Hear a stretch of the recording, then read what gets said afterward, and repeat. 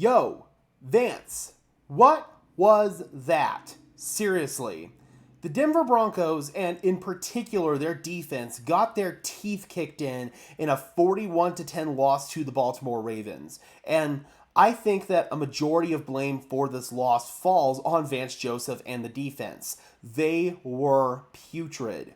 We saw the Broncos go back to what we saw from this defense in the early part of 2023. They were playing all kinds of soft zone coverage when in the past, in this season, the Broncos have made their hay on man coverage, blitzing, single high coverage, all that kind of stuff, and it looked like the Broncos completely abandoned that in this game. We saw the Broncos give up free releases to receivers at the line of scrimmage. We gave them big time zones to sit down in coverage. Like, they were sitting down in the voids in the zones, and there was nobody within 10 yards of Ravens receivers. Mark Andrews, Zay Flowers, you name it. The Ravens were picking apart the Broncos' zone defense, and Lamar Jackson had all the time in the world to just sit down in the pocket and pick apart the Broncos through the air. The Broncos played zone defense predominantly to keep their eyes on Lamar Jackson and prevent him from breaking contain, getting out of the pocket, and beating you with his legs. Well, the second element to that is you have to be able to win up front. You have to be able to generate pressure at the line of scrimmage, and the Broncos up front were unable to do that in this game. I thought that the Broncos' edge rushers overall did not have a good game. They broke contain a couple of times. They were not able to generate any pressure on Lamar Jackson. It was just completely and utterly putrid. But it's that soft zone coverage that really rubs me the wrong way. I understand, again, against a scrambling quarterback like Lamar, you want to drop back and play spot drop, but when it's not working and he's just picking you apart through the air, then maybe you would rather go back, play man coverage, put a spy on Lamar, and if Lamar beats you on the ground, then so be it.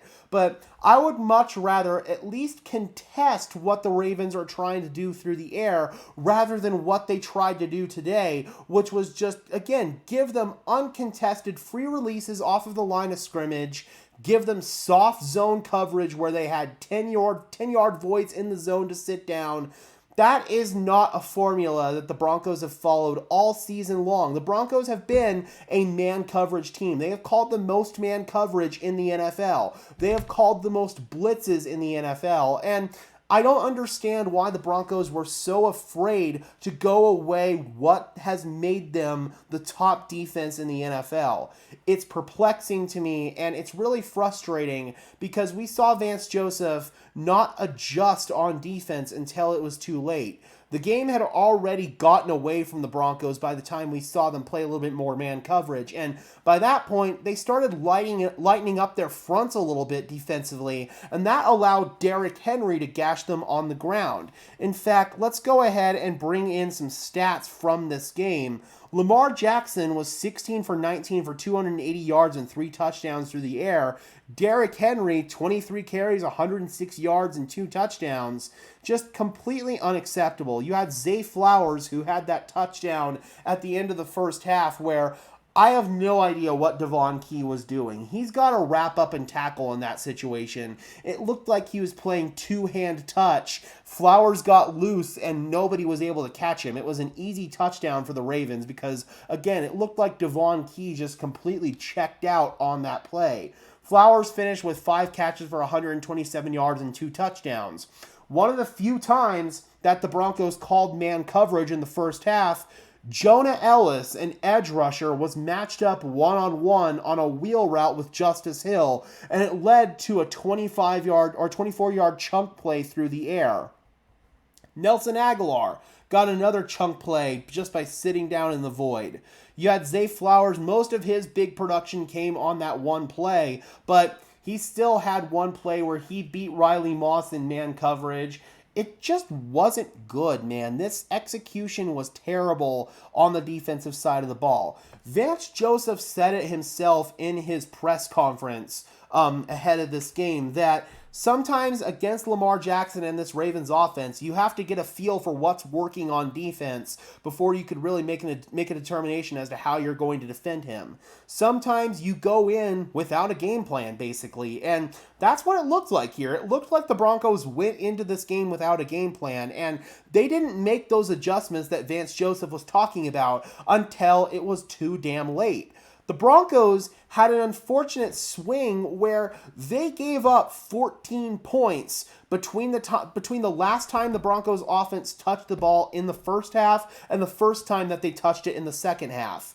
They had that horrible play to Zay Flowers that they gave up, and then they went right downfield, the Ravens did, marched on the Broncos defense, and they got a touchdown on their first possession coming out of halftime.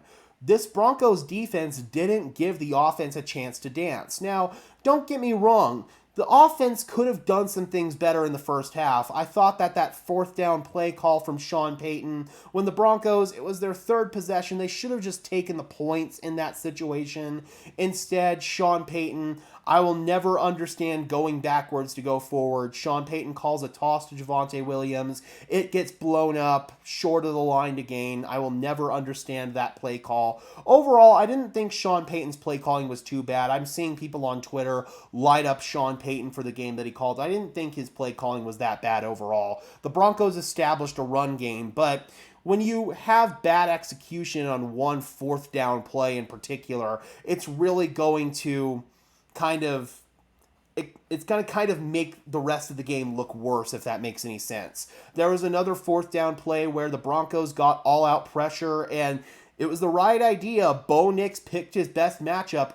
It was Troy Franklin on the slot fade. He picked that matchup and tried to exploit it. He just needs to deliver a better ball in that situation. Bo slightly overthrew it. So your execution on fourth down just wasn't good, and that put you behind the chains early in this game. And when you're trying to play catch up against the Baltimore Ravens, you're not going to win that game. The Ravens aren't going to give you an opportunity to get back in the game, especially when you get down by 2 scores, and the Broncos got down by 2 scores being down 10-0 early. There was just never going to be a chance for the Broncos to recover, and it sucks, man. It really does, because the Broncos, had they executed better to start the game, might have had a fighting chance to keep up with the Ravens in this game, but instead, the Broncos got off to that slow start once again, which has been a common theme for this team throughout the whole year long, and they ended up losing the game. But overall, man, I thought that this defense was the big reason why this team lost. I thought Bo Nix played well. We're going to make another video on Bo Nix, but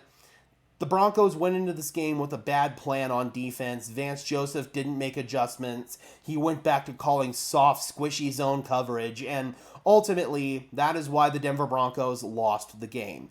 All right, Broncos country, let me know in the comment section below, what would you give for a grade for Vance Joseph and this Broncos defense? I'm honestly giving them a D. It was not good. It really wasn't. But let me know your thoughts in the comment section below, Broncos country. I would love to hear from you as always. Be sure to leave a like on this video as well as subscribe and ring the bell so these videos appear in your notification feed. I would really appreciate it, guys. Those are both free and easy ways to show your support. Helps tell YouTube's algorithm to push us out, and it helps us get seen by more and more members of Broncos country just like you and me. And until next time, guys, I'm your host, Gage Madrid, saying peace out.